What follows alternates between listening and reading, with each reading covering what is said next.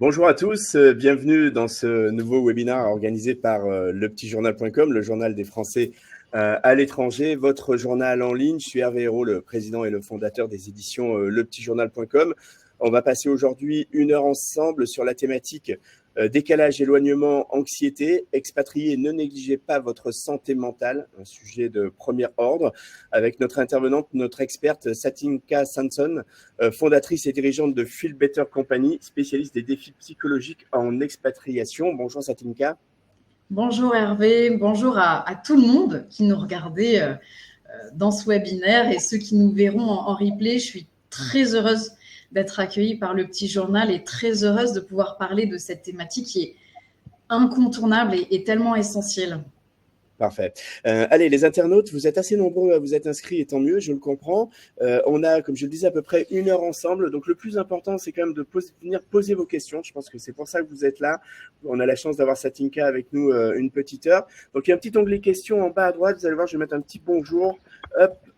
Voilà, c'est dans le petit. On va l'utiliser comme fil de chat. Alors, il y a aussi un onglet chat, mais on va utiliser questions. Donc, ce que je vous propose, déjà, dites-nous un petit peu où vous êtes. Vous êtes nombreux là déjà. Vous êtes inscrits. Est-ce que vous êtes en Asie et c'est la fin de journée? Est-ce que vous êtes aux États-Unis, sur le continent américain, vous êtes levé tôt? Est-ce que vous êtes en Afrique, en Europe? Faites-nous un petit peu voyager. Faites-nous un petit coucou. Voilà, Capucine. Bonjour, vous êtes là? Oui, je suis là. J'espère que Capucine, vous nous voyez. Est-ce que les autres, vous nous voyez? Faites-nous un petit message, mais bon, a priori, ça doit marcher. Je vois qu'il y a Elodie, Sauveur, Géraldine, Marie, Brigitte. Allez, faites-nous un petit signe avec l'onglet questions de façon à ce que voilà, on puisse savoir un petit peu où vous êtes, voyager un petit peu, faire un petit tour et puis vérifier évidemment que ça marche bien et surtout, posez bien vos questions durant cette heure de webinaire. Je vous rappelle que ce webinaire sera disponible en replay quelques instants après la fin du webinaire. Donc, sitôt le webinaire finit, 4-5 minutes après, vous allez recevoir sur l'email, l'adresse email à laquelle vous vous êtes inscrit, le lien du replay. Donc, si vous ne pouvez pas assister à tout, si vous en avez raté une partie, vous voulez le revoir, vous voulez le partager avec vos connaissances, pas de souci, vous n'aurez rien raté. Vous aurez le lien du replay. Il y aura également un article dans lepetitjournal.com dans les prochains jours avec la vidéo YouTube qui sera embeddée. Donc, de la même façon, ça sera très facile à partager. Donc, surtout, n'hésitez pas. Allez, on a Marie qui est à Kuala Lumpur, Laurence qui est au Nigeria, Frédéric à Nice. Je suis pas très loin, Frédéric. Brigitte en Espagne, Joanne à Paris, Montreuil, Anne au Pays de Galles, Matt qui est aussi à Paris, Sybille en Italie, Priscilla qui est à Dijon. Voilà, donc c'est un plaisir de vous avoir tous, les internautes. Une fois de plus, vraiment, posez bien toutes vos questions. 1 heure, ça passe souvent assez vite. Et Satinka a beaucoup de réponses pour vous, beaucoup de choses à vous dire. Satinka, je vais te laisser la parole en premier, si tu veux bien, pour te présenter et puis nous présenter Feel Better Company en quelques mots. Oui, merci. Alors, je m'appelle Satinka Samson, comme vous l'avez vu par Hervé. Donc, j'ai créé Feel Better Company en 2022, qui a été issue d'un constat. Donc, je reviens un petit peu en arrière. Je suis issue de Nice, moi aussi. Donc, j'ai fait mes études à Nice de psychologie. J'ai démarré mes postes en protection de l'enfance, dans l'éducatif en école bilingue internationale. J'ai également travaillé en chirurgie. Et au cours de mes premiers postes, au bout d'un moment, je décide de partir à l'étranger. Et c'est au cours de mon expérience à l'étranger que je me rends compte de ce besoin énorme que les Français que je croise sur mon passage me communiquent, à savoir qu'ils n'ont pas d'accès à la santé mentale. Donc, lorsque je reviens à Paris, il y a maintenant de cela 6 ans en arrière, je commence un petit peu à travailler avec ce public. Et après la pandémie Covid-19, je crée Feel Better Company, qui est donc compagnie internationale de thérapie et dont la première artère est Feel Better, la plateforme de psychologues pour expatriés français. Parfait, très bien. Peut-être une première question. Allez, les internautes, posez bien vos questions. C'est peut-être pour redéfinir un petit peu de quoi on parle, c'est qu'est-ce que c'est la santé mentale, quels sont les terrains sur lesquels tu interviens et vous intervenez avec Feel Better Company, et peut-être aussi indiquer en quoi le besoin a vraiment, s'est vraiment développé avec cet épisode du Covid notamment. Bien sûr. Alors, aujourd'hui, ce qui est important de comprendre, c'est que le tableau de la santé mentale, il est en train de changer petit à petit. Il évolue de jour en jour. Déjà parce que de plus en plus, les gens s'autorisent à en parler et on observe une recrudescence importante des personnes qui demandent de l'aide. Donc ça, je tiens à souligner que c'est quand même une évolution favorable. Malheureusement, elle reste encore beaucoup trop tabou, cette santé mentale. Et d'ailleurs, en termes statistiques, les chiffres sont assez criants. Depuis la pandémie Covid, on enregistre plus 93% de troubles anxio-dépressifs, donc c'est énormissime, avec une hausse de plus 50% concernant la recherche de psychologues en ligne, notamment chez les expatriés. Je précise que ces chiffres sortent de l'INSERM, de l'Observatoire de psychologie et du ministère de la Santé. Donc on peut dire que la santé mentale de nos jours, elle ne va pas très bien dans l'ensemble et c'est précisément pour cela que Feel Better existe, pour apporter une solution à ce problème. Ouais. Pourquoi les expatriés? Donc, toi, tu as eu la chance et tu as vécu à l'étranger, tu as eu un parcours à l'étranger, donc c'est ce qui t'a fait prendre cette conscience. Et pourquoi finalement les expatriés, c'est aussi un public qui est particulièrement démuni sur ce sujet-là? Parce que les expatriés, ils font face à l'éloignement qui est non seulement géographique, de fait, mais surtout affectif. C'est-à-dire qu'ils sont loin, ils sont déracinés de leurs proches, ils sont déracinés de leurs repères, et c'est ça qui les place en vulnérabilité. Donc, du fait d'être extraits sur le plan relationnel, culturel de leurs repères habituels, les appuis qui pouvaient être stabilisants dans leur pays natal et faire tampon ne sont plus là. Ce qui les place dans un état de fragilité psychique de par ce changement d'environnement lui-même. D'autre part, cette fragilisation, elle est quand même accentuée par le manque d'accès aux soins en santé mentale. Ils ne savent pas vers qui se tourner pour parler de ce qu'ils ressentent et donc demander de l'aide. Donc, ce qui me semble quand même important à comprendre, c'est que le problème, ce n'est pas tant les difficultés émergentes ou réémergentes qui sont liées au changement culturel et environnemental en soi.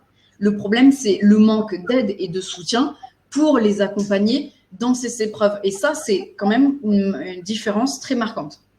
Ouais. Et il y a également la notion qui est très importante de la langue, en fait, parce que, je sais pas, bon, quand on a un rhume, on peut aller voir le médecin qui parle anglais ou qui parle une autre langue, et c'est pas vraiment un problème, c'est pas vraiment un sujet. Mais en revanche, quand on parle à un psy, il faut le faire dans sa langue maternelle. Oui, absolument. Et d'ailleurs, ça, c'est quand même un dénominateur commun chez beaucoup d'expatriés qui arrivent chez Feel Better et qui nous disent on a fait quelques mois avec un thérapeute dans la langue du pays. Attention, même s'ils sont bilingues, même si ça fait 30 ans, des fois plus, qu'ils y habitent. C'est juste que quand on est dans une langue natale, on va se façonner dans son langage par rapport à tout ça. Et c'est pour ça que pour exprimer les nuances exactes de ce qu'on veut dire, d'essayer aussi de se faire comprendre le plus exactement par l'autre, c'est extrêmement important d'avoir cette même ligne de compréhension à la fois partagée par le thérapeute, mais aussi de se sentir à l'aise avec la précision de notre langage. Oui, bien entendu. Allez les internautes, posez vos questions. On a quelques remarques. Martine qui dit très belle initiative qui comble ce manque important pour les expatriés. Ben, en effet. Martine qui envoie un témoignage de félicitations pour la création de Feel Better.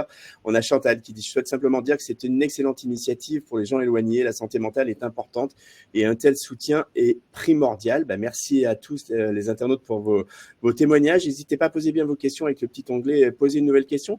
Moi j'ai une question. Satinka, est-ce que finalement on a tendance à peu se préoccuper de sa santé mentale? Pourquoi est-ce que ça change? Tu as parlé de tabou, hein, j'ai bien compris, mais est-ce que finalement on a tendance à se négliger un peu sur cet aspect-là, alors que quand on a une autre maladie, on va plutôt être attentif? Oui, c'est vrai. Alors, on peut même employer le terme d'impasse. Pourquoi est-ce qu'on fait une impasse? Il y a plusieurs éléments qui se croisent et qui s'interconnectent. Le premier, d'abord, c'est la société. par les stigmates qu'elles dictent et qui vous disent que aller mal, soit ça n'existe pas, ou que ceux qui sont mal sont faibles, ou qu'aller chez le psy, c'est pour les fous. Il y a aussi un enfermement des gens dès le plus jeune âge que l'on retrouve encore énormément dans les éducations où il y a des critères émotionnels très tranchés, c'est-à-dire tu es une fille, tu as le droit de t'exprimer, mais pas trop quand même, et d'avoir des émotions, et à contrario, tu es un garçon, donc tu dois montrer que tu es un petit peu bonhomme, un vrai, que tu es endurci, et qu'être à l'écoute de ces ressentis, c'est un petit peu pour les chochottes. Le troisième point, c'est la peur de faire face à ce qui nous anime. L'humeur a peur de ce qu'il ne connaît pas. C'est comme ça, c'est inscrit dans notre nature humaine. Donc, comme la société et les éducations ne favorisent pas le fait d'être connecté à soi, la majorité des gens ne sont pas habitués à accueillir leurs pensées et leurs émotions. Donc, ça contribue à les effrayer. C'est un petit peu la politique du tapis. Continuer à mettre sous le tapis, même s'il commence à faire la taille de l'Himalaya. Et enfin, même si on pourrait en citer d'innombrables d'autres de points que je pourrais citer, on retrouve la croyance du « demain, ça ira mieux ». C'est-à-dire qu'il y a cette perception erronée de penser que puisqu'on a tenu jusque-là, ça peut tenir toute la vie en allant mal. Or, notre cerveau est un organe d'une complexité hors norme qui est régi par ses propres lois et il ne fonctionne pas comme ça. C'est-à-dire que ça va pas s'améliorer tout seul. Oui. Ça va pas s'améliorer tout seul en fait. Ben non. Mais pas du tout. Et c'est pour ça qu'il y aura cet effet que j'appelle l'effet bouchon de champagne, où l'ensemble cédera parce que l'insoutenable ne sera plus soutenable un jour. Oui, bien sûr. Allez, on va passer à d'autres questions d'internautes. J'ai une question de Géraldine qui demande comment peut-on détecter notre fatigue mentale? Y a-t-il des signes que l'on peut constater nous-mêmes ou peut-être son environnement aussi? Tout à fait. Alors, il y a excellente question, Géraldine, parce que c'est vrai que c'est un peu difficile une fois qu'on a la tête dans le guidon de son quotidien. Il y a déjà deux appuis, c'est-à-dire ce qu'on ressent soi, mais être aussi à l'écoute de son entourage. On peut, par exemple, commencer à voir qu'on est un peu moins concentré, qu'on oublie plus de choses, qu'on commence à moins bien dormir, c'est-à-dire à mettre du temps à s'endormir ou à se réveiller plusieurs fois ou à ressentir qu'on a fait des cauchemars. Au niveau de l'appétit, est-ce que je mange moins? Est-ce que je mange plus que d'habitude? De se sentir plus stressé. Tiens, aujourd'hui, je me sens un petit peu plus anxieux alors que d'habitude, je me sentais moins anxieux. L'entourage aussi. L'entourage qui va dire tiens, en ce moment, t'as pas l'air dans ton assiette, est-ce que tu vas bien? Tiens, t'as l'air plus fatigué, comment tu te sens? Est-ce que t'as des soucis? Ça passe par plein de micro-signes, mais qu'il est important de regarder dans l'ensemble, de s'éloigner un petit peu et de garder vraiment l'image paysage pour se rendre compte que là, il y a quelque chose qui commence à se dégrader et une dégradation, c'est quand même toujours à prendre au sérieux. Ça ne veut pas dire que c'est quelque chose de grave qui est en train d'arriver, mais ça peut vite s'enrayer. Donc, il faut s'en occuper. Une question de Laurence qui demande l'avant-départ est souvent négligé pour bien aborder les difficultés de l'expatriation. Il me semble un point important pour bien se préparer et anticiper les difficultés psychologiques qui pourront surgir. Ça rejoint d'ailleurs un petit peu la question également d'Emma qui demande quelles sont les conséquences psychologiques d'un déracinement. On a peut-être certains de nos internautes là qui sont inscrits au webinaire et qui sont en France et qui préparent un projet d'expatriation. Qu'est-ce que tu pourrais leur conseiller et comment prendre en compte justement cet aspect de déracinement? Oui, c'est des excellentes questions. Vraiment, vous êtes très motivés les internautes. Alors, effectivement, c'est une excellente question. Pourquoi? Parce que très souvent, et pas que d'ailleurs dans l'imaginaire des futurs expats, dans un peu tout le monde, l'expatriation, c'est l'effet carte postale. C'est tout va aller mieux, je vais changer de pays, je vais faire table rase, fresh start, repartir à zéro. Sauf qu'il faut bien comprendre que son vécu, on l'amène avec soi dans les valises. Donc déjà, s'il y a quand même une première indication que je donnerais, c'est faire le point sur où on en est soi-même. dans son rapport à soi-même, dans son rapport à sa vie.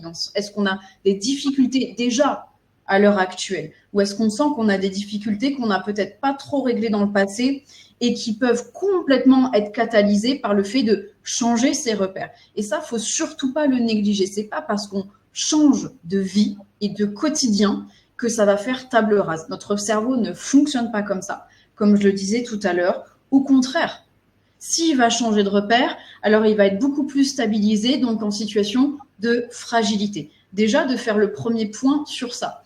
Ensuite, ce point va entraîner un questionnement très important qui est pourquoi je m'en vais? C'est quoi mes attentes quand je pars à l'étranger?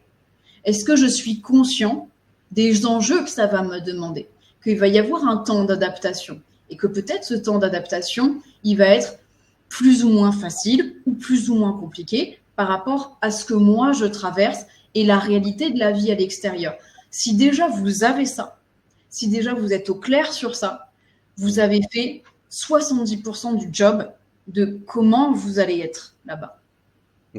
En fait, si je comprends bien, l'expatriation, c'est pas une solution miracle quand on va pas bien et qu'on se dit tiens, ça va aller mieux ailleurs. En fait, c'est parce qu'on part avec ses problèmes, c'est ça? Ah oui, oui, et c'est même l'inverse, que c'est l'inverse de la solution miracle, même, je dirais. On se crée des problèmes supplémentaires, en fait. Donc, il faut bien, effectivement, bien être au clair avec ce qu'on souhaite faire. Allez, les internautes, continuez à poser vos questions avec le petit onglet questions qui est en bas à droite. Je voudrais savoir, Satinka, si tu pouvais aborder des exemples de troubles psychologiques auxquels l'expatrié peut faire face. Donc, l'éloignement, bien entendu, peut-être la solitude. Voilà. Enfin, est-ce qu'il y a des spécificités, c'est peut-être un grand mot, mais est-ce qu'il y a des choses qu'on retrouve un petit peu plus dans le public expatrié que tu connais très bien? Oui, oui, absolument. On appelle ça un petit peu, nous, dans notre jargon, des vignettes cliniques. Donc, c'est ce qu'on retrouve en numéro 1, c'est les difficultés conjugales et relationnelles. On observe notamment un taux important de cas de violence au sein des couples, qu'elles soient psychologiques, verbales, physiques ou sexuelles. C'est un constat qui dérange et qui fait tache dans le paysage de l'expatriation. Pourtant, elles existent, ces violences. Et il en va de notre devoir d'agir, d'aider ces victimes, et encore plus lorsqu'elles sont loin de leur pays natal. Je voudrais d'ailleurs faire passer un message, et je voudrais qu'il atteigne au plus loin le public, c'est la violence n'a sa place nulle part, et où que les gens soient. Ensuite, en ex-aequo, un petit peu, on arrive avec les problématiques d'anxiété et de dépression, corrélées ou non aux troubles de l'humeur, avec un parallèle avec les TCA, donc les troubles du comportement alimentaire et les addictions, en particulier avec un trio gagnant, qui sont les substances psychoactives, à savoir alcool, cannabis et amphétamine. Donc, on a vraiment ce gros panel qu'on retrouve très, très souvent chez le public expatrié. Ouais, d'accord. Donc, il faut sortir un petit peu de l'image de la carte postale dorée avec la vie rêvée sous les cocotiers où tout va bien, quoi. Ça, c'est un peu un filtre. Absolument. Et d'ailleurs, ça fait partie aussi des témoignages des expatriés assez récurrents qui expliquent qu'ils ont du mal à parler à leurs proches parce que les proches, donc ceux qui sont restés en France, ont un petit peu cette image-là de ouais, mais ça va, t'es au soleil, ça va, t'as la belle vie, t'as tout pour toi, tu vis à l'étranger, un petit peu de quoi tu te plains. Mais c'est pas parce qu'on vit à l'étranger et que peut-être au premier abord on a une situation plus avantageuse que la réalité de ce qu'on vit, c'est celle-ci. Au contraire, il peut y avoir des contrastes beaucoup plus importants, beaucoup plus douloureux. Et je pense que c'est important que les gens, de manière générale, prennent conscience que l'expatriation, ça peut aussi avoir un revers de médaille très compliqué et qu'au plus on cristallise les gens dans ce fantasme-là, au plus ça rend le dialogue compliqué et ça les isole dans leur mal-être. On a une remarque de Anne qui dit « Ma plus grande difficulté est l'adaptation culture du pays d'expatriation. Je croyais qu'en Europe, la culture était plutôt reconnaissable, et bien pas forcément. C'est vrai que parfois, il suffit d'aller, même si on va pas loin, on se prend quand même un bon choc. Est-ce que cette dimension de choc culturel peut générer des troubles, des frustrations, des irritations? Bien sûr, parce que quand on grandit dans un pays, on grandit donc dans une culture. Et cette culture, avec plus ou moins d'influence, elle va venir co-construire notre identité, donc c'est-à-dire qui on va être en tant que personne vis-à-vis de soi et vis-à-vis du monde qui nous entoure. Lorsqu'on change de culture, c'est ça qui est très déstabilisant, donc forcément, vous pouvez aller dans un pays qui est limitrophe, mais où les gens ne vivent pas du tout de la même manière. Ils vont pas, par exemple, avoir du tout les mêmes codes culinaires ou les mêmes codes relationnels, que ce soit dans le milieu amical, professionnel, autre. Donc, pour ça, je dirais de peut-être plutôt privilégier des points de repère que l'on peut transplanter dans son quotidien. Je vous dis n'importe quoi. Vous étiez en France, vous aviez l'habitude de boire votre café le matin d'une certaine façon, d'essayer d'intégrer dans votre routine des points de chute dans votre journée où vous pouvez reconnecter par les sens et par vos habitudes ce que vous faisiez en France. Ensuite, c'est de ne surtout pas rester isolé et dans la solitude de ce qui vous manque. C'est légitime ce que vous vivez. C'est pas banal de changer de pays. Donc aussi de ne surtout pas penser que vous pouvez pas en parler ou que ça va paraître bête ou que ça va paraître pas grand-chose. D'en parler à des proches où vous sentez qu'ils sont à l'écoute, d'en parler à des gens autour de vous sur place qui sont sensibles à ces sujets. Et si vous sentez que ce n'est pas suffisant, vous avez personne, d'en parler à des professionnels, type les praticiens qui sont sur Feel Better, parce que ça a toute sa place d'avoir ce sentiment de décalage-là. Je pense que c'est particulièrement vrai et intéressant, Satinka, si tu me permets cette réflexion, parce que c'est vrai qu'on a aussi, on vit quelque chose avec l'expatriation que nos proches en France, qui l'ont pas forcément vécu, ne peuvent pas comprendre en fait. Et donc il y a une sorte de dialogue de sourds parfois enfin, il y a d'incompréhension en tous les cas qui se crée. Et je pense qu'on peut se sentir tout à fait seul, comme tu l'as dit, ou incompris en tous les cas. Oui. Et alors ça rejoint un petit peu la difficulté des proches, c'est-à-dire que c'est une forme de deuil de partir de son pays natal pour aller en expatriation. Sauf que c'est une forme de deuil qui se vit en simultané pour les proches qui restent. Et parfois, pour les proches restants, le fait de rouvrir cette brèche, de parler donc de l'absence, parce qu'un expat qui va venir parler de sa difficulté à vivre à l'étranger, pour le proche restant, ça va venir encore plus lui signifier que cette personne n'est pas là. Et parfois, par défense, il y a vraiment ce rideau qui reste fermé de « non, je ne veux pas parler de cela, donc je vais entretenir des clichés, je vais entretenir une vision extrêmement noir-blanc, très manichéenne, et ne pas pouvoir être dans le dialogue parce qu'en réalité, ça me renvoie à ce que je n'arrive pas à gérer de ton absence. Donc, si on voit qu'il y a un dialogue qui n'est pas possible, et quelles qu'en soient les raisons, parce qu'au final, c'est même pas le sujet, les raisons de pourquoi il n'y a pas de dialogue. C'est le constat, il n'y a pas de dialogue, donc de ne pas rester dans cet isolement. Bien sûr. Allez, on poursuit les internautes avec vos questions. On a encore un petit peu de temps. Je vous rappelle que ça sera disponible évidemment en replay. Donc, il y a le petit onglet « Poser une nouvelle question » en bas à droite, mais vous êtes nombreux à avoir écrit. Donc, je pense que ça marche bien et que c'est assez facile. J'ai une question de Johan. Et en fait, on va peut-être parler un petit peu de Feel Better plus en détail. Johan demande, j'ai une question concernant le décalage horaire. Comment se passent les consultations? Et alors, j'ai une liste de questions de Matt qui veut plus connaître Feel Better. Il a dit, où vous trouvez? Comment ça se passe? C'est pour qui? Combien ça coûte? Vous prenez en compte le décalage horaire? Disponible dans quel pays? Bon, bref, on va les faire l'une après l'autre. Mais déjà, un petit peu, comment ça? C'est une plateforme en ligne avec des experts derrière qui interviennent sur toutes ces problématiques, c'est ça? Oui, absolument. Alors, en fait, concrètement, pour répondre un petit peu à qu'est-ce que c'est Feel Better. Donc, Feel Better, c'est déjà la toute première plateforme existante de psychologues pour les expatriés français. C'est-à-dire qu'on est vraiment les premiers à faire ça. Et dans la manière dont j'ai construit la plateforme, c'est 100% calqué sur le mode de vie et des besoins des expatriés. Pour ça, il y a plusieurs points, 100% adaptés à l'heure locale. En d'autres termes, que vous soyez à Tokyo, à New York, à Madrid, à Melbourne, bref, peu importe où sur la planète, tous les horaires de consultation sont en fonction de l'horaire local. C'est d'ailleurs pour ça que Feel Better tourne en 24/7, de sorte que le décalage ne soit plus un sujet.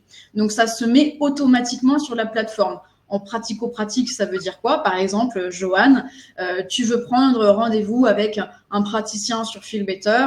Il est 16h chez toi à Melbourne. Ça va s'afficher à l'horaire local du praticien. Donc, ça tourne comme ça en 24/7. Ensuite, les tarifs sont encadrés. Terminer les séances à $300 ou je ne sais combien. Aujourd'hui, les patients savent à quoi s'attendre en termes de tarifs et peuvent en bénéficier beaucoup plus librement. Nous sommes alignés sur les tarifs français de prise en charge. Donc, il y a une maîtrise du budget aussi thérapie beaucoup plus conséquent. En termes d'accessibilité, on ouvre la thérapie pour tous, c'est-à-dire que un patient sous autorisation parentale vérifiée peut consulter dès l'âge de 11 ans sur Feel Better. Nous prenons également en charge les adultes, mais aussi les couples et les parents pour répondre à n'importe quelle problématique selon les expertises de chaque praticien. Enfin, il y a une... Oui. Vas-y. Non, vas-y. Il y a, et je pense que c'est important aussi par ailleurs que je précise comment sont recrutés les praticiens, parce que ça c'est assez aussi particulier chez Feel Better. Mais avant ça, donc on a une méthode innovante de thérapie, parce que être déraciné et bousculé dans ses repères majore le besoin de présence thérapeutique. C'est pourquoi j'ai créé une méthode de thérapie qui, à ce jour, n'existait pas et qui renforce considérablement l'effet thérapeutique malgré la distance. Et par rapport aux praticiens, ça aussi, c'est très inédit dans le fonctionnement d'une plateforme. Tous les praticiens, et je dis bien tous les praticiens de Feel Better, sont recrutés à partir d'une sélection exigeante. Nous avons un parcours de recrutement séquencé et supervisé directement par moi-même, afin de m'assurer de la qualité thérapeutique que nous proposons aux patients sur Feel Better. Ils sont toutes et tous diplômés et expérimentés dans le domaine de la santé mentale avec différentes spécialités, mais aussi dans le domaine de l'aide à distance. Le point incontournable également, c'est que tous les praticiens, sans exception, sont eux-mêmes expatriés ou d'anciens expatriés. Ils comprennent donc parfaitement ce que signifie la vie à l'étranger et les enjeux psychiques et émotionnels de celle-ci. Quelles sont peut-être les différentes spécialités, les différentes pratiques, je ne sais pas si c'est le bon terme, que vous dispensez chez Feel Better? Pour répondre au plus grand nombre, on a déjà plusieurs socles de méthodologie. Donc, on va avoir ceux qui sont plus thérapie comportementale et cognitive. Ensuite, on va avoir ceux qui sont assez holistiques, humanistes et intégratifs. Donc, c'est-à-dire que eux, ils ont un petit peu une palette d'outils thérapeutiques assez variée qui n'est pas forcément dans un courant à proprement parler et qui va vraiment s'adapter au cas par cas du patient.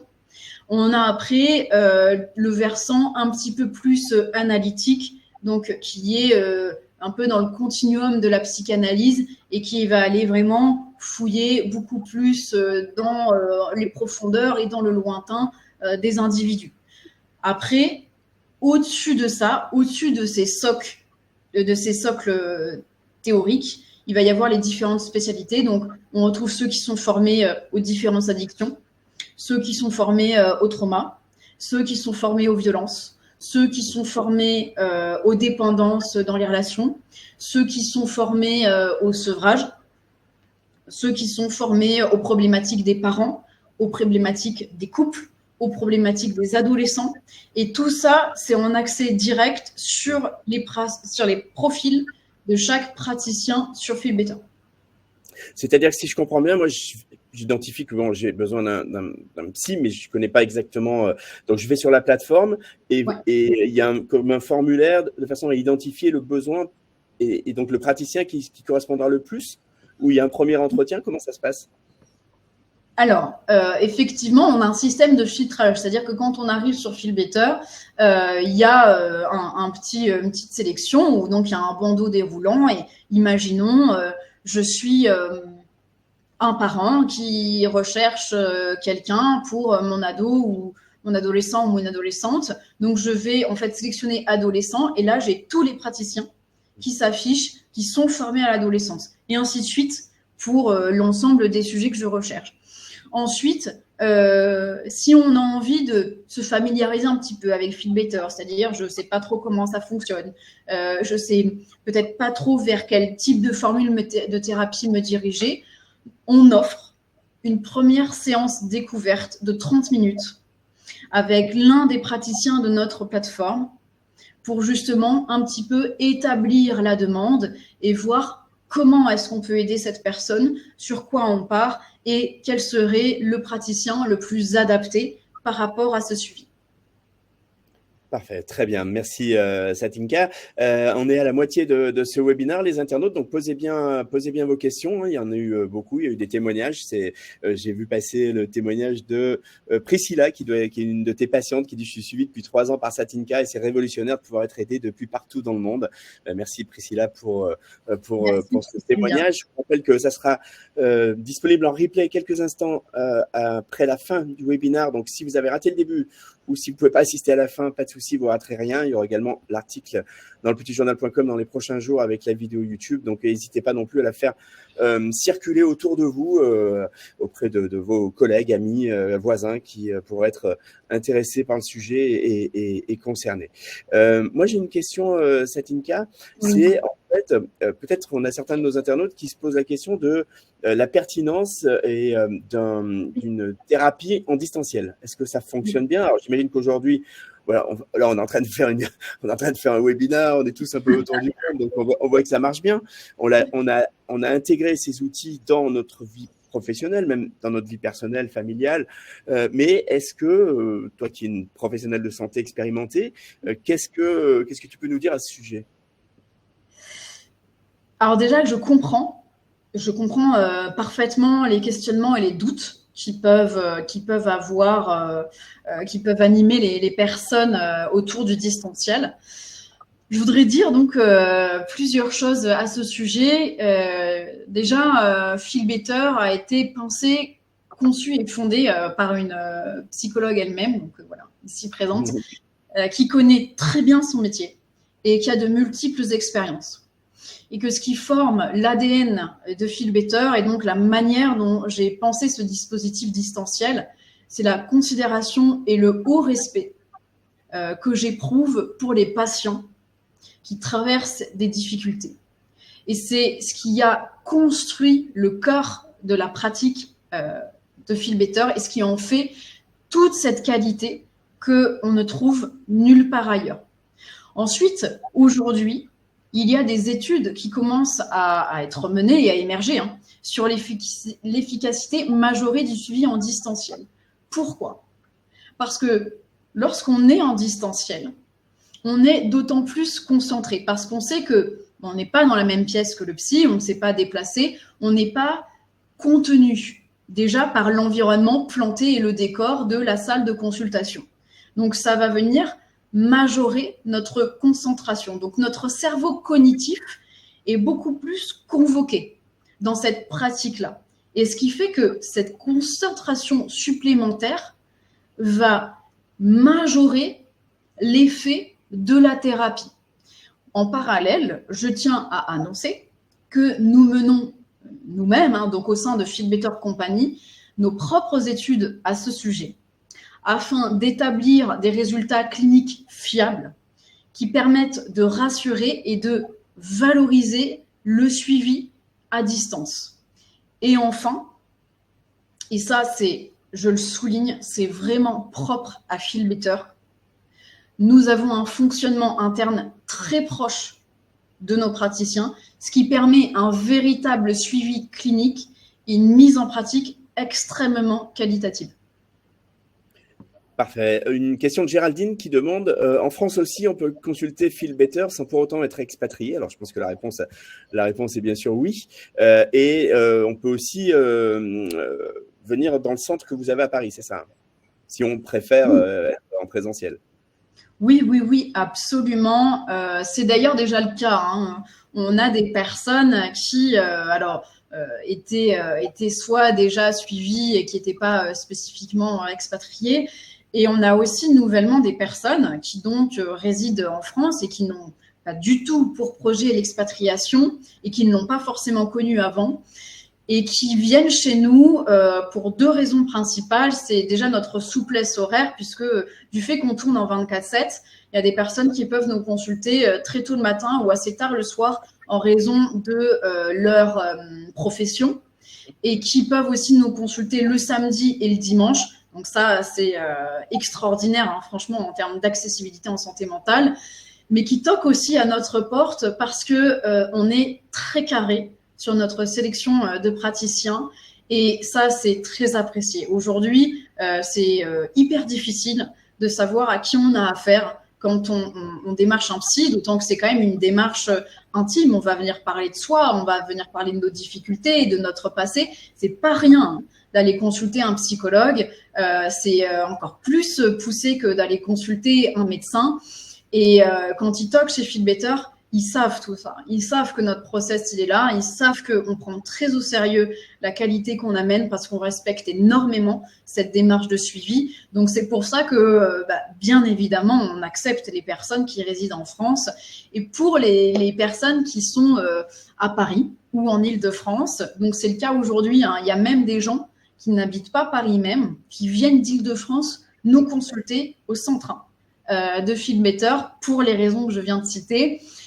Donc, ça demande un petit peu d'organisation pour que nous, on mette en place aussi les salles de consultation et on les reçoit en présentiel pour les personnes qui veulent nous voir en présentiel. Et pour l'anecdote, on a même, et on est super heureux hein, quand ça arrive, bien sûr, il y a même des expats qui sont de passage sur Paris, donc qui habitent même pas forcément Paris, hein, mais qui sont de passage sur Paris et qui nous envoient un email. Voilà, je suis sur Paris. Est-ce que c'est possible de se voir en présentiel? Bien sûr, on est ravis de les rencontrer autre qu'en distanciel. Super. Est-ce que vous travaillez, tu le disais, avec les enfants, mais ou plutôt les adolescents, c'est ça? C'est à partir de 11 ans? Comment ça se passe? Absolument, on travaille. Alors, ça nous est arrivé aussi d'accepter des enfants, hein. Mais ça, on le fait plutôt au cas par cas, c'est-à-dire que y a des parents qui nous ont écrit, dire voilà, mon enfant a en deçà de 11 ans, est-ce que pour autant vous pourriez le recevoir parce que, alors en France, ça s'est pas trop fait, mais par exemple, pour des expats qui étaient pendant la période Covid déjà à l'étranger, il y a eu beaucoup de ce qu'on appelait les fonctionnements hybrides, où donc les enfants en primaire étaient déjà en distanciel pour suivre les leçons. Et donc, ils sont un petit peu familiers avec ce système visio. Mais bon, mis à part ces cas particuliers, on reçoit par contre dès l'âge de 11 ans. Donc, comment ça se passe? Un enfant de 11 ans peut s'inscrire, mais on va venir vérifier l'autorisation parentale. C'est-à-dire qu'il va avoir son compte à lui, où le parent peut créer son compte hein, à son propre enfant, et on va nous envoyer. Donc, c'est un système d'inscription particulier hein, où, en fait, il y a un encart supplémentaire et où on va nous déposer directement en format PDF l'autorisation manuscrite datée signée de l'un des responsables légaux, ainsi que la copie d'une pièce d'identité de ce même responsable légal. C'est envoyé en back-office. L'équipe vérifie, OK, c'est conforme. On prend à tâche donc avec l'adresse email renseignée, disant qu'on a vérifié le compte. Et puis c'est parti, parce que il faut savoir que nous, même si on est ouvert au public international, qui se trouve sous d'autres législations, nous, on est régi par la loi française. Donc, c'est-à-dire qu'un mineur, même s'il réside à l'étranger, on doit prendre attache avec les parents et avoir des rendez-vous réguliers avec les parents, déjà pour dire comment ça avance le suivi, et puis pour ouvrir et marquer l'ouverture de ce suivi. Donc, c'est très contrôlé et rassurez-vous, on ne prend pas les enfants comme ça sans vérification sur Philbetter. Allez, les internautes, il nous reste une petite vingtaine de minutes. Posez bien vos questions par rapport à vos cas particuliers ou vos interrogations sur ce que pourrait vous amener l'équipe de Satinka et l'équipe de Philbetter Company. Moi, j'ai une question. Peut-être on peut aborder quelques cas concrets, quelques exemples concrets. Et je pensais par exemple notamment au deuil, parce que quand on est parti loin en expatriation, même pas très loin, et puis parfois on est touché par un deuil familial d'une personne en France. Comment est-ce que ça se gère et comment est-ce que vous pouvez aider les personnes qui sont victimes de ces tragédies? Oui, alors c'est une bonne question parce que la vie, la mort, ça fait partie du paysage de chacun. Donc il y a des décès qui arrivent, plus des fois anticipés, des fois soudains, alors que les personnes résident à l'étranger. On va, et c'est d'ailleurs une des situations qui se sont beaucoup présentées pendant le Covid, où il y a énormément d'expatriés qui n'ont pas pu se rendre sur place, c'est-à-dire même quand nous, c'était pas en France autorisé le fait de se réunir pour des décès. Bon, même après, quand les restrictions ont été levées, il y a des expatriés qui n'ont pu se rendre en France que plus de 2 ans après. Enfin, je veux dire, ça a été quand même très dur. Et donc, on vient travailler déjà sur le lien avec cette personne, c'est-à-dire qui c'était cette personne par rapport à ce patient ou à cette patiente. Qu'est-ce qu'ils entretenaient comme lien? Qu'est-ce que c'était leur vécu ensemble? Est-ce qu'il y avait quelque chose qui était encore assez régulier dans le lien en ce moment? Est-ce que aussi c'était un décès qui était prévu, ou est-ce que c'était déjà aussi pas du tout le même choc? Est-ce que quel est le rapport aussi à la mort de cette personne-là? Parce que c'est surtout ça qui va influencer après la manière de faire son deuil. Si déjà on a des difficultés par rapport à ce sujet en lui-même, forcément, quand ça vient toucher un proche, évidemment, c'est d'autant plus compliqué. Donc, on va faire vraiment ce travail à double intensité, qui est de comment on travaille ce que représentait la personne, mais en simultané, le rapport à la mort de cette personne et ce travail aussi d'acceptation de la distance. C'est pas parce qu'on est loin que ce recueillement ne peut pas se faire, que le deuil ne peut pas se faire.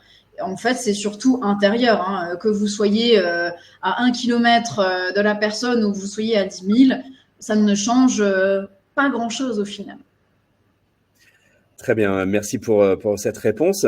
Un autre point que j'aimerais aborder, c'est les relations conjugales et notamment le fait que finalement l'expatriation, ça bouge aussi les lignes, puisque souvent on a une vie qui est établie avec chacun qui travaille, avec une routine, on va dire. Et puis finalement, quand on part, parfois il n'y en a plus qu'un qui travaille, ça bouleverse les équilibres économiques, ça bouleverse le quotidien, l'agenda, ça peut bouleverser les enfants aussi.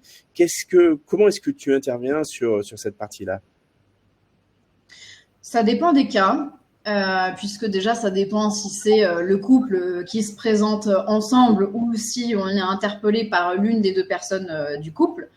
Et on a les deux cas de figure. Maintenant, c'est sûr que quand si on est interpellé par les deux et si on est interpellé que par une personne, déjà, ça vient dire quelque chose de la situation. Ensuite, ce qu'on retrouve principalement dans les difficultés conjugales, c'est les problématiques de ce qu'on appelle, et j'imagine que vous connaissez ça très bien au petit journal, parce que je sais que c'est un sujet que vous traitez souvent, les conjoints suiveurs. Il y a cette double dynamique qui commence à s'insérer, hein, puisque le conjoint qui travaille, lui, va être pris déjà dans une dynamique sociale. Il va rencontrer du monde, il va pouvoir commencer à se refaire un entourage assez vite. Il est pris par des responsabilités professionnelles, donc forcément, c'est pas du tout la même cadence. Et puis la personne qui, par contre, elle, n'est pas prise dans des dispositions professionnelles est déjà plus encline à être à dealer avec l'isolement, la solitude, la gestion des enfants, parce que souvent c'est l'ensemble de la famille qui part. Donc il y a déjà un décalage qui se crée, qui est supplémentaire pour la personne qui n'est pas inscrite dans cette dynamique de socialisation. Donc il commence à y avoir des conflits, il commence à y avoir des divergences, il commence à y avoir aussi des rythmes de vie différents. Et ça, ça peut vraiment un petit peu comme des plaques sismiques, hein, où en fait ça se décale, et à un moment ça se décale trop que ça s'entrechoque, et on ne se comprend plus. Il y a une communication qui n'arrive plus à se faire, qui n'arrive plus à s'entendre. L'un devient sourd vis-à-vis de l'autre et inversement. Et c'est surtout vis-à-vis de ces problématiques-là qu'on nous interpelle avec, et je le redis parce que je l'ai dit tout à l'heure, hein, avec beaucoup de problématiques de violence. Ouais. Est-ce que ça, c'est quelque chose aussi que les gens qui partent en expatriation, qui partent à l'étranger, ne prennent pas conscience avant le départ? C'est-à-dire que ces équilibres vont être rompus et que ça, c'est quand même quelque chose qui est important de réfléchir plutôt que de le découvrir, je dirais, de façon un peu brute. Je ne sais pas si on peut employer le terme de découvrir. Je ne sais pas si, dans quelle mesure on arrive dans XY pays et qu'on se dit « Ah, mais en fait, mon conjoint, ma conjointe est comme ça ». Je pense qu'il y a des signes avant-coureurs qui sont fortement masqués par ce dont on parlait tout à l'heure, ce côté extrêmement nouveau départ, tout va aller pour le mieux, on part sur de nouvelles bases. Les conflits sous-jacents ou les red flags, comme on les appelle, avant-coureurs, ils vont disparaître, etc. Mais c'est tout l'inverse. C'est tout l'inverse parce que c'est un bouleversement de A à Z et au contraire, ça n'émerge pas comme ça du jour au lendemain. Donc vraiment, c'est d'être attentif et attentive à ce qui se passe déjà quand vous êtes entouré, quand vous êtes à proximité de vos proches, quand vous êtes dans un contexte qui est connu, s'il y a déjà des fragilités importantes. Je ne parle pas de la chamaillerie, de t'as pas fait la vaisselle dans l'évier, voilà. On parle quand même de thématiques majeures, avec des incidences majeures ou des inquiétudes. Si déjà il y en a avant de partir, bon, c'est que faut s'en préoccuper. Bien sûr.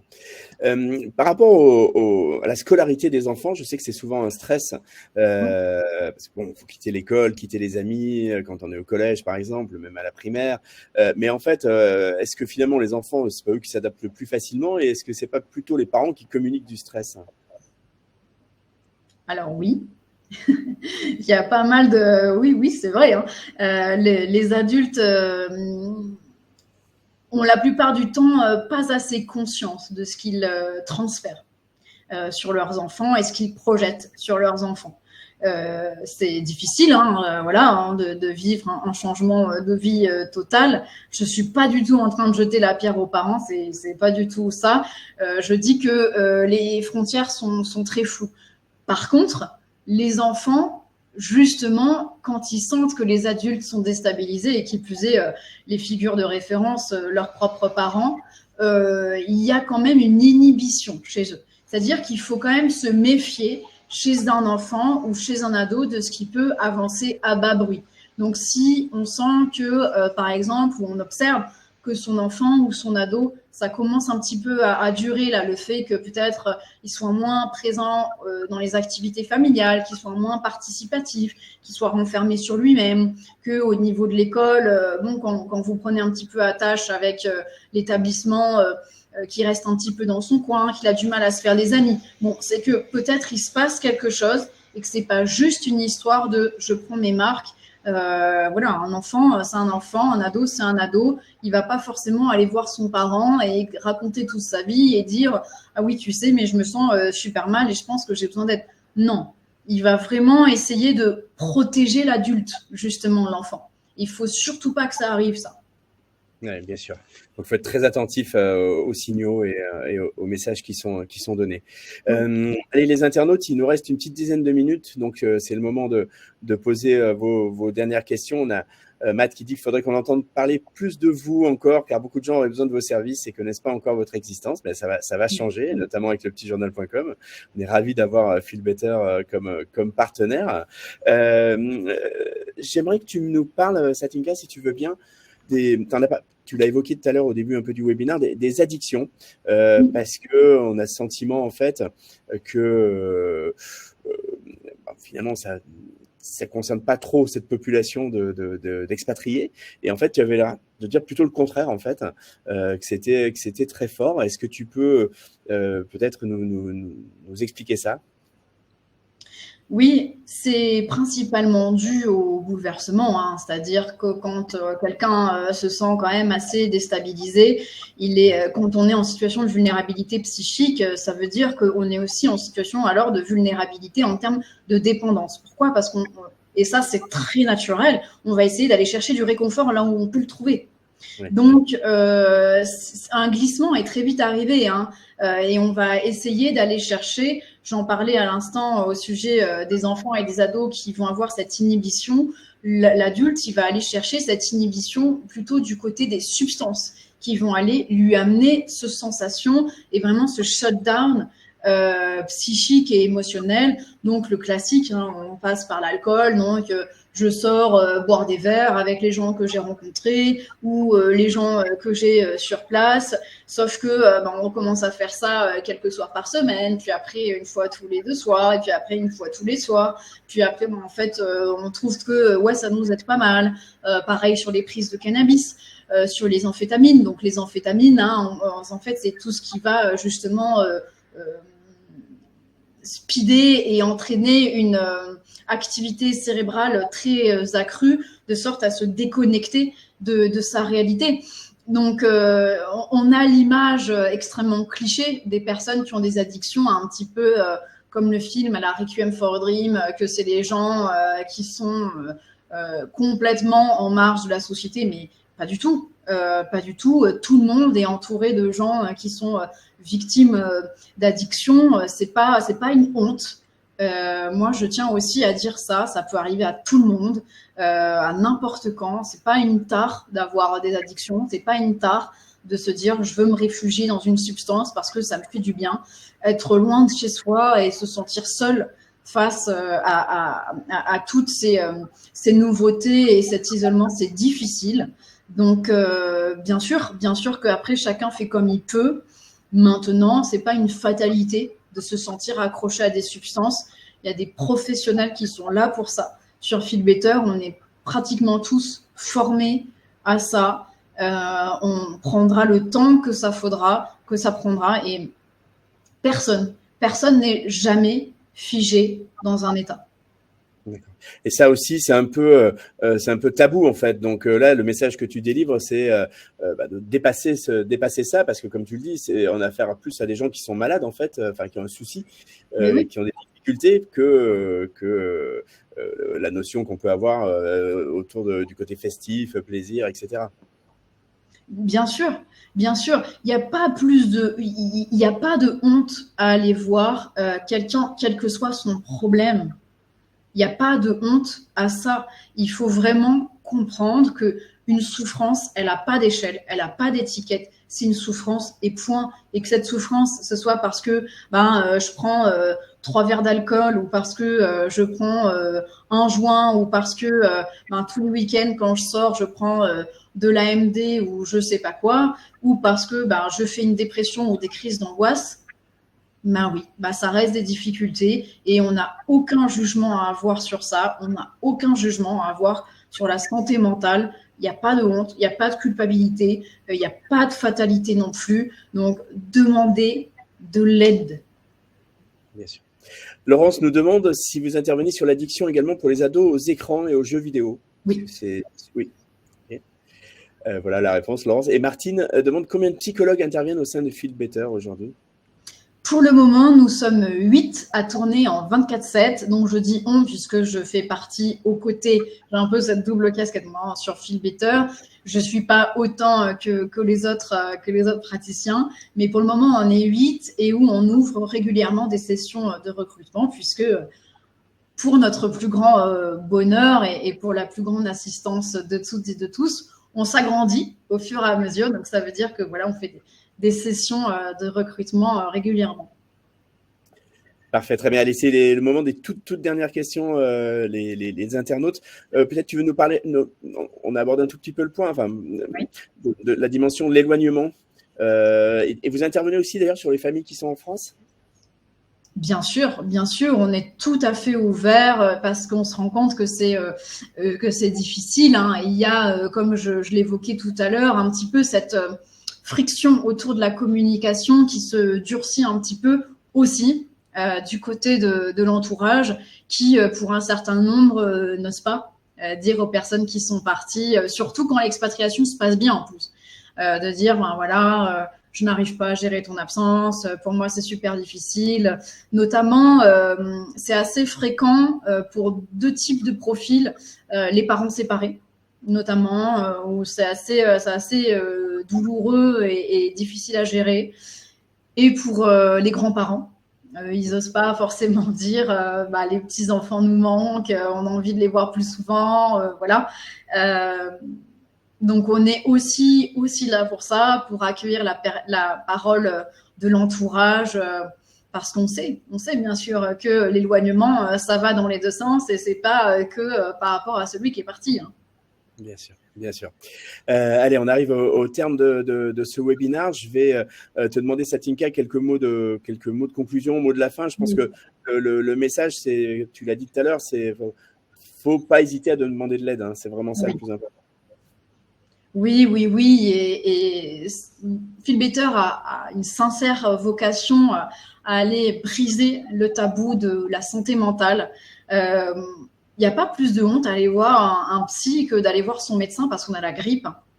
Je veux dire, son cerveau, c'est un organe, alors pas comme les autres parce qu'il est assez indispensable quand même comme organe, voilà, donc c'est pas un organe comme un autre, mais c'est tellement essentiel, et c'est tellement légitime de vouloir prendre soin de soi, de demander de l'aide, que ce soit pour soi-même ou pour quelqu'un d'autre d'ailleurs. C'est aussi, voilà, un feel better, c'est aussi nous joindre, dire, écoutez, je suis hyper inquiet pour un proche.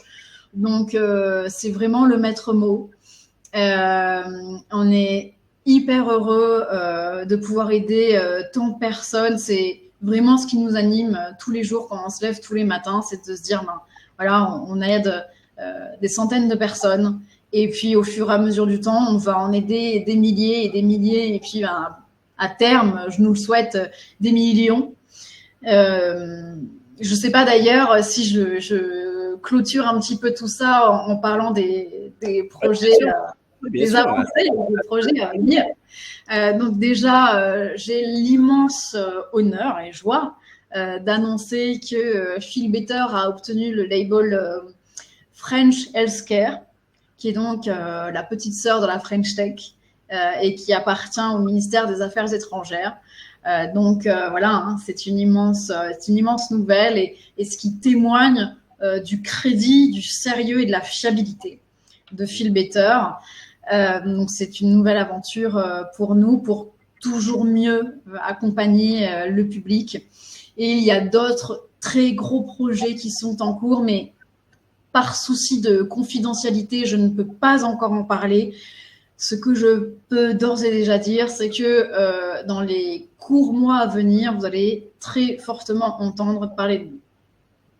Eh bien, super. C'est une très bonne nouvelle. En tous les cas, félicitations pour le label. Merci pour tout, Satinka Samson, la fondatrice et dirigeante de Feel Better Company, spécialiste des défis psychologiques en expatriation. Ce webinaire sur le thème décalage, éloignement, anxiété, expatrié. Ne négligez pas votre santé mentale. Je pense que le message est bien passé. On a eu beaucoup d'internautes qui se sont connectés, posé des questions et apporté leur témoignages et remerciements. C'était un grand plaisir, Satinka. C'est la première fois qu'on faisait ce webinaire et j'espère qu'il y en aura d'autres. Et évidemment, les internautes, on va relayer au maximum. Dans quelques instants, vous recevrez le lien du replay. Donc, n'hésitez pas à le faire connaître aussi, bien entendu, à le revoir si vous le voulez. Et puis, il y aura l'article dans le petitjournal.com dans les tout prochains jours. Je vous remercie à tous. Merci, Satinka. Passez une bonne journée, bonne soirée selon où vous êtes. Et puis, à très bientôt. Au revoir. Au revoir.